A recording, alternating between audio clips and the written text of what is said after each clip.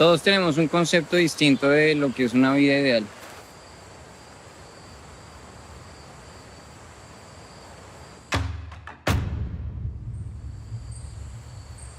En mi caso, pues este es el mío.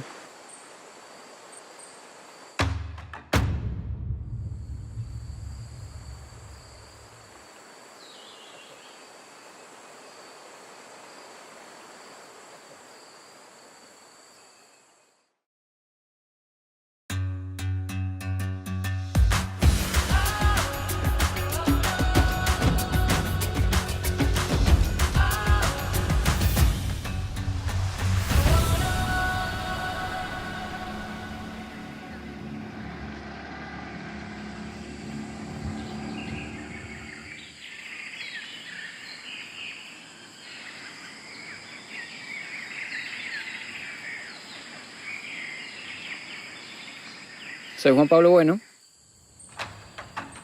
soy biólogo de profesión y soy colombiano.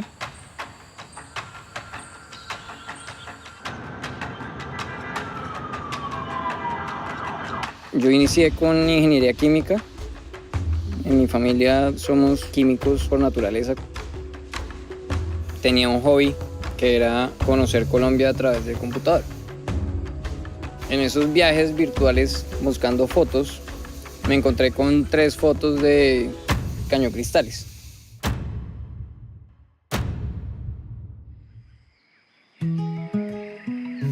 Y esas fotos con ese río morado, con estos colores increíbles, se volvieron para mí un tema de tengo que conocer ese lugar.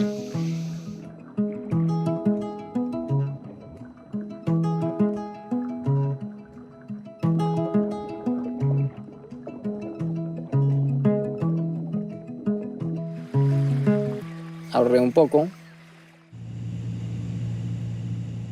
y un día pude viajar finalmente a Cañocristales. Me di cuenta que no era solamente Cañocristales, sino era toda una región increíble, brutal. La Macarena. Este lugar en términos de paisaje y naturaleza y fauna y vida es completamente asombroso. Ya teniendo ese contacto con la gente y la naturaleza, dije, lo mío es esto, punto.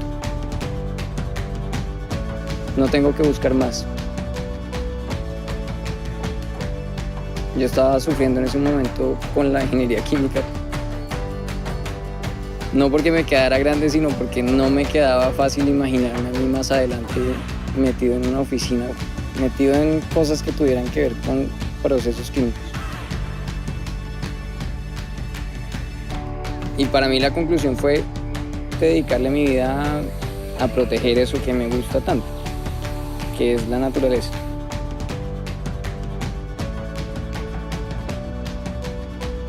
Quiero montar un hotel, un sitio en la Macarena que destinara parte de sus recursos para recuperar bosques.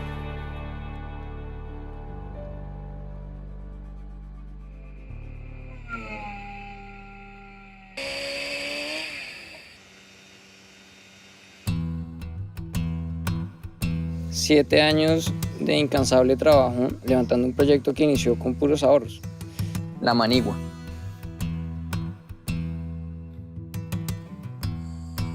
Eso fue un objetivo claro desde el comienzo con la manigua, y es que no quería que tuviera un impacto negativo en esta zona.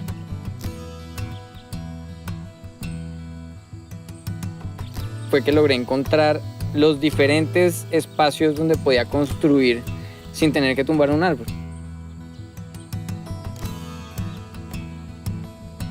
Todos los insumos del hotel son biodegradables. Todo funciona con energía solar.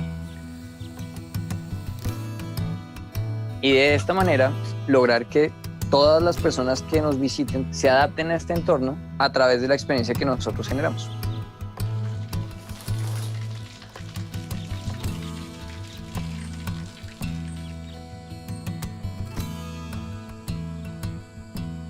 La naturaleza y nosotros encontramos un punto donde podemos convivir juntos.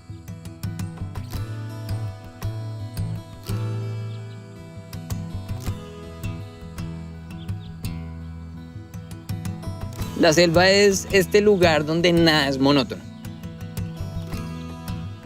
Todos los días está uno a merced de los animales, está uno a merced del clima. Y eso hace que la vida simplemente se convierta en esta aventura de todos los días. No tengo ni idea de qué es lo que me espera.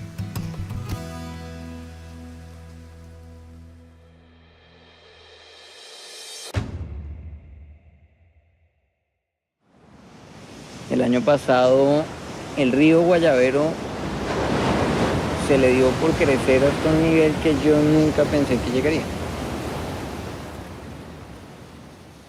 El río se metió en todo el locho. Se metió dentro de las cabañas. Se metió dentro del comedor. De la inundación, estar con el agua hasta el cuello, nadando de un lado para el otro, tratando de rescatar lo que hubiera del loche sin que se perdiera nada. Y fue increíble.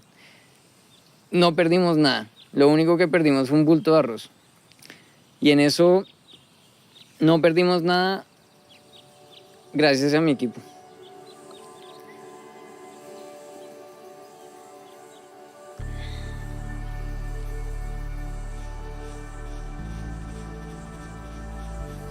Mi equipo acá en La Manigua se convirtió en mi familia, pero en ese momento de la inundación le metió día y noche toda la ficha que este proyecto, que para mí es como mi bebé, pues no se muriera.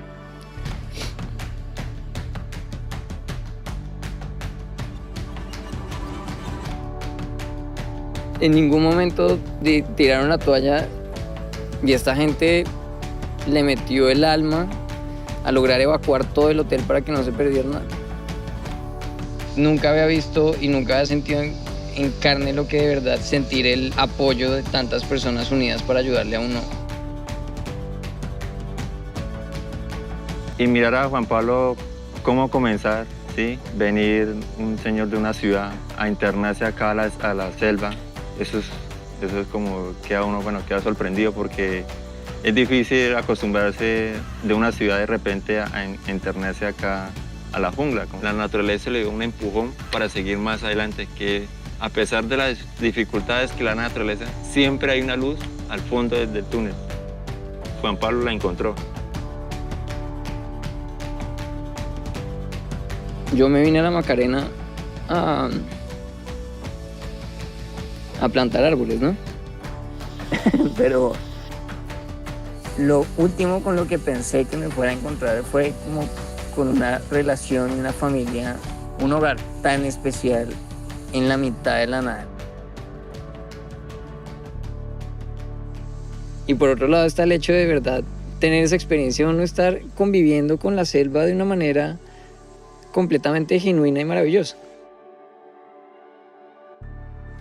Ese crecimiento personal es el mejor pago que uno puede llegar a tener por lanzarse a perseguir un sueño.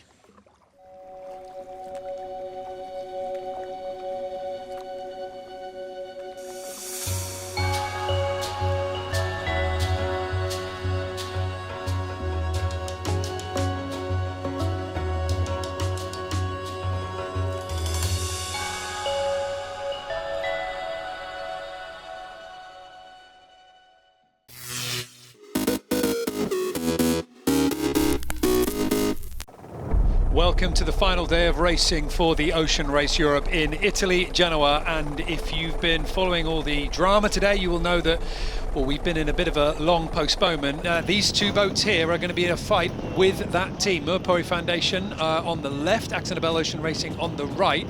Sailing Poland trying to find room at the Kamibo end, but there was no room to be had for Bauer Becking, the veteran of the Ocean Race.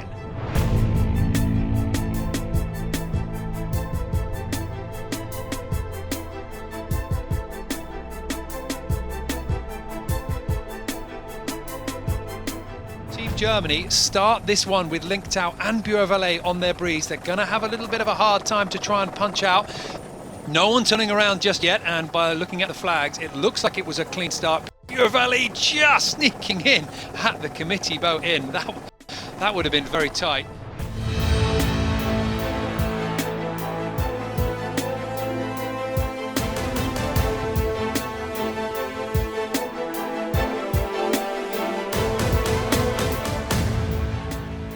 the moment for those leaders right now, the breeze is pretty much in line with that next mark. It's coming in at around about 170, which is the bearing to the next mark.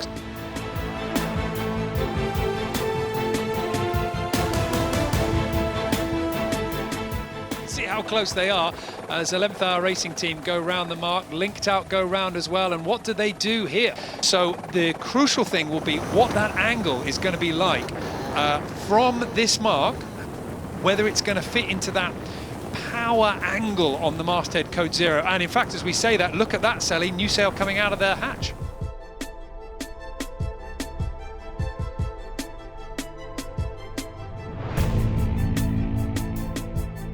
Murpuri Foundation Racing Team about to come across the finish line. It so nearly went the way of Sailing Poland, but the Portuguese take it. Johan Rashom and Murpuri Foundation Racing Team cross the finish line. You're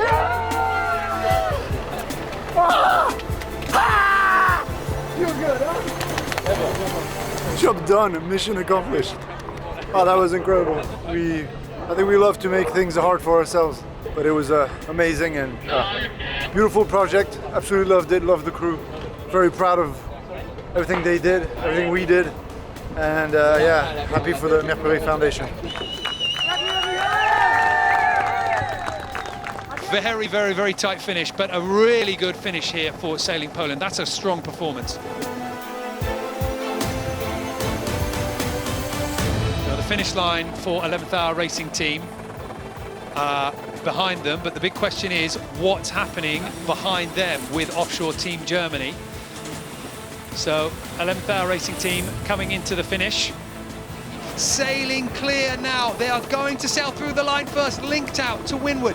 They can't affect them anymore. They desperately tried to take the breeze. All that Offshore Team Germany need to do now is bear away, sail through that line, and what a finish. Offshore Team Germany narrowly, by the thinnest of margins, hold on to what all their hard work has given them.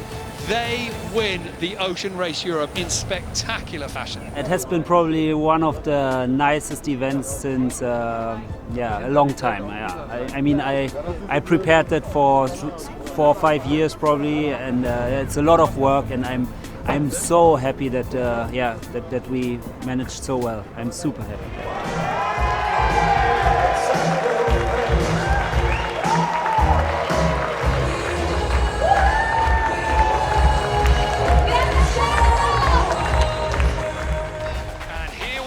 The start of the Ocean Race Europe.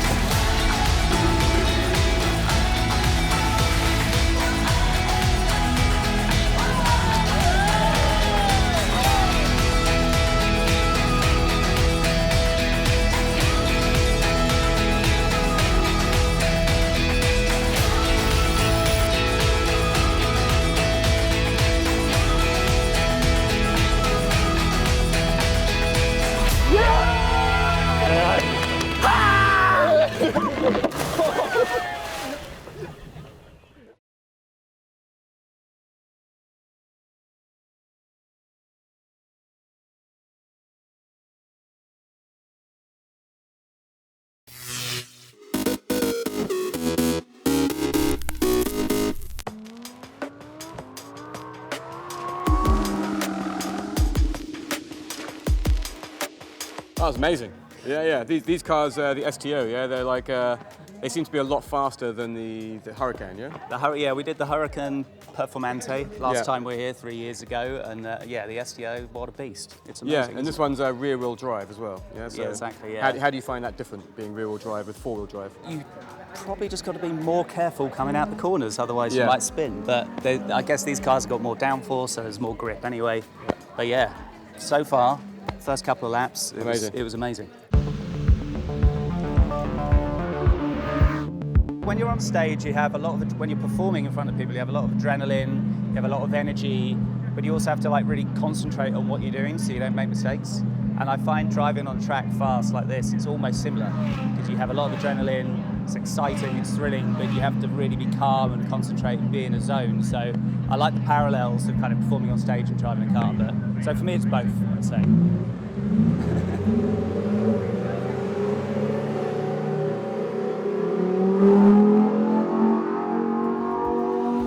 Yeah, I'd say the same. It's like being on stage, there is some similarity because you have like intense pressure, a lot of lights, really loud, and you have to stay kind of calm and control your nerves, you know, and I think driving is on the track is similar. A road trip, I would say up the Pacific Coast Highway from Malibu heading towards Big Sur. And you say which car? Aventador, Aventador, yeah, definitely. Actually, maybe I'll take for that trip maybe the Hurricane Spider. Yeah, how about that?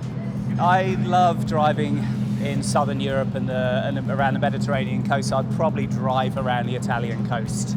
I'll probably just take one of these, an STO. That would suit me. What soundtrack? I feel like Jimi Hendrix would be quite.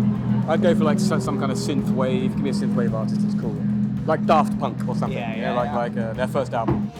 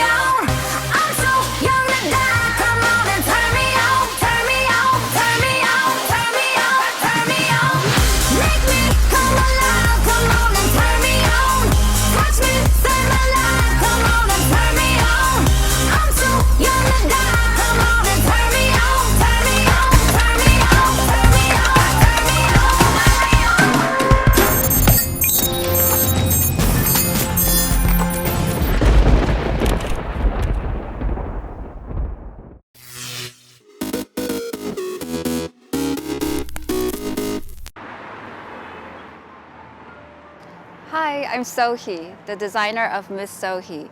I'm originally from South Korea and I'm currently based in London. So I came to London 6 years ago. For me, London is home because I have my friends here and I have all my creative friends around me that inspire me all the time. And the cultural diversity here is really, really inspiring. In this room, you see a lot of mood boards, and this is my desk. And this is where all the sketching and creativity happens. And then in the room next door, this is where all the embroidery happens.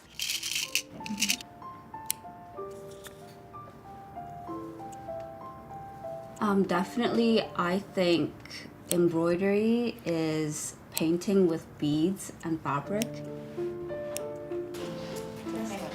Yeah, is it sewn down? No, but like the position of these three. So normally I always sketch and illustrate a lot before moving on to design.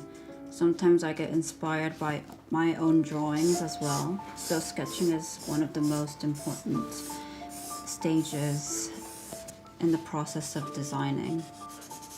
I think it's definitely when I see the dress on a model, when we do our first fitting. That's when you see the result of months of hard work and you finally see it on a person and you see it with movement, and that's when it's really magical.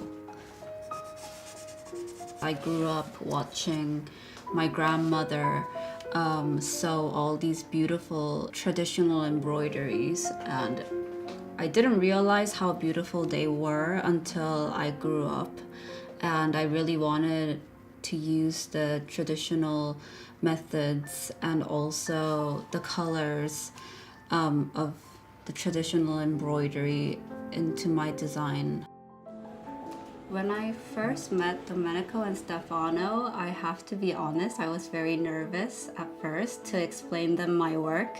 But after I met them, I realized that they're very kind and very welcoming.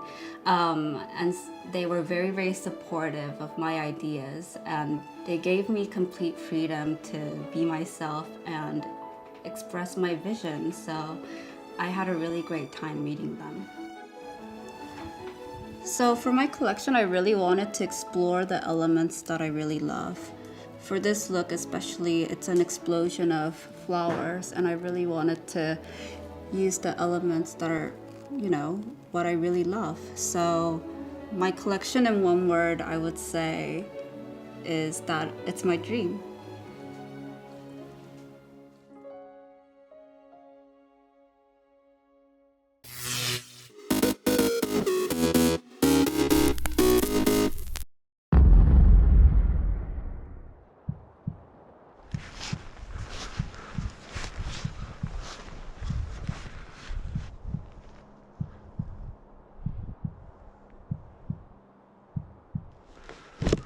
Copy, I'm in position at 100. Austin is ready too. I'm just gonna take a couple breaths here. 5, 4, 3, 2, love you.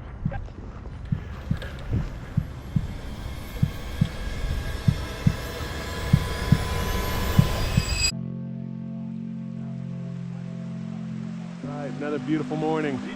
It's cold, -7 this morning. Ice in the water, that's when you know it's below 0.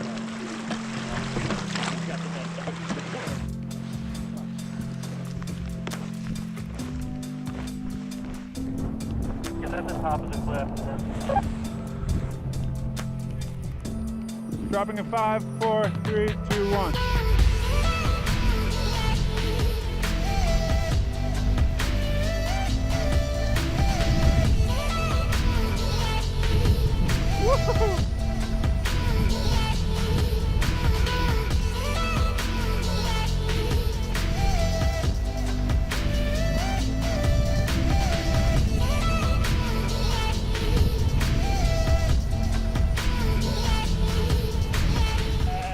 Another day on the river. Yeah, and then we just...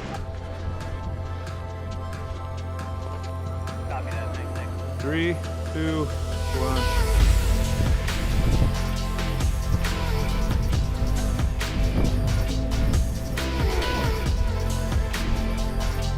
All right, man, have fun. It's gonna be a great landing. Fuck yeah, dude.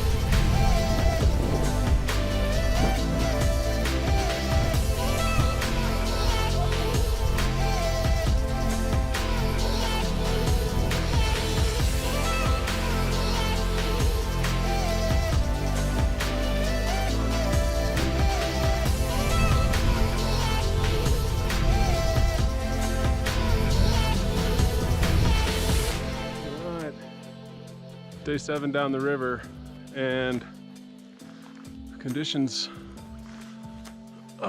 seem actually really set up for this hike that I'm doing right now.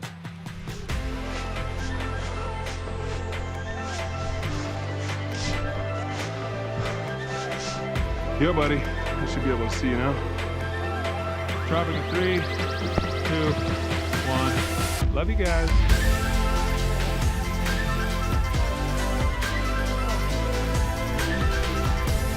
Woohoo!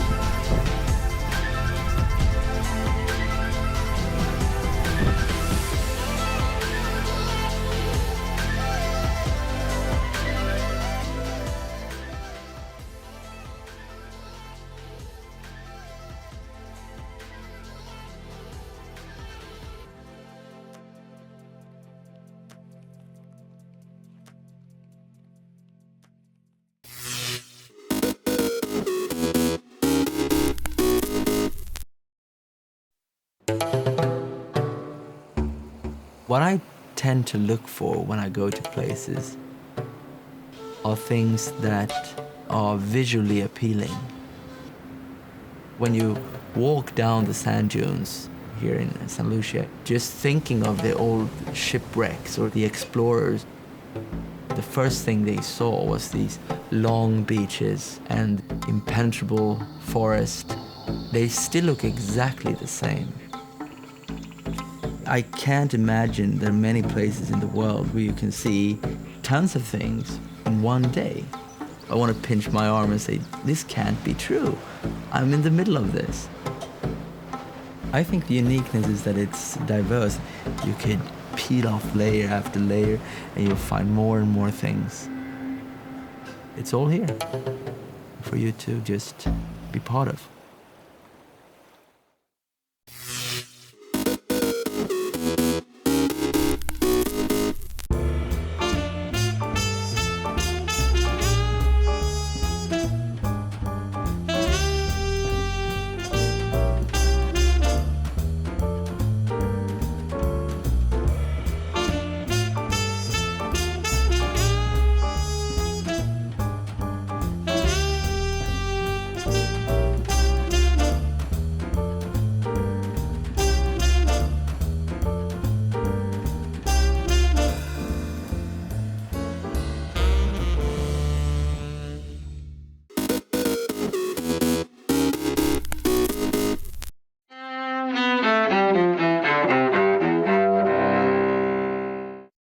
August 17, 1969, Hurricane Camille slams into the Gulf Coast, making landfall just east of the mouth of the Mississippi River.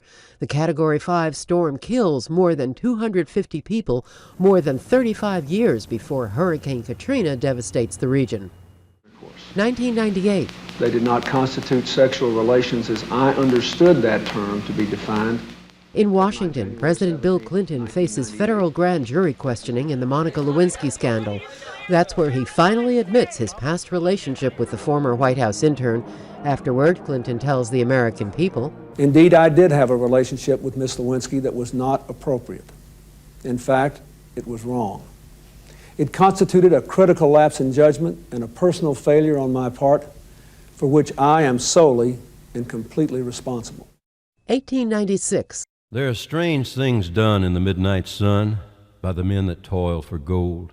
Prospectors find gold in Canada's Yukon Territory, a discovery that touches off the Klondike Gold Rush in the following year. 1807.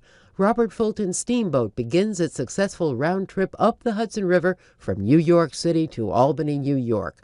The voyage of the North River steamboat, popularly known as the Clermont, revolutionizes American transportation in the 19th century. 1987.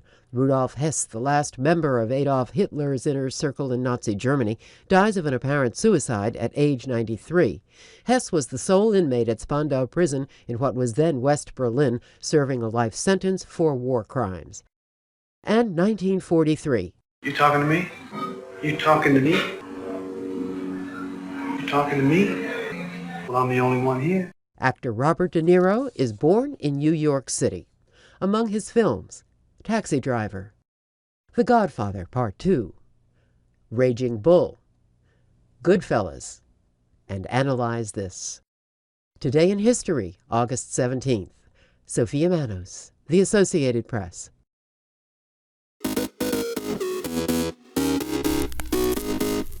Welcome back in our studio, and in today's news,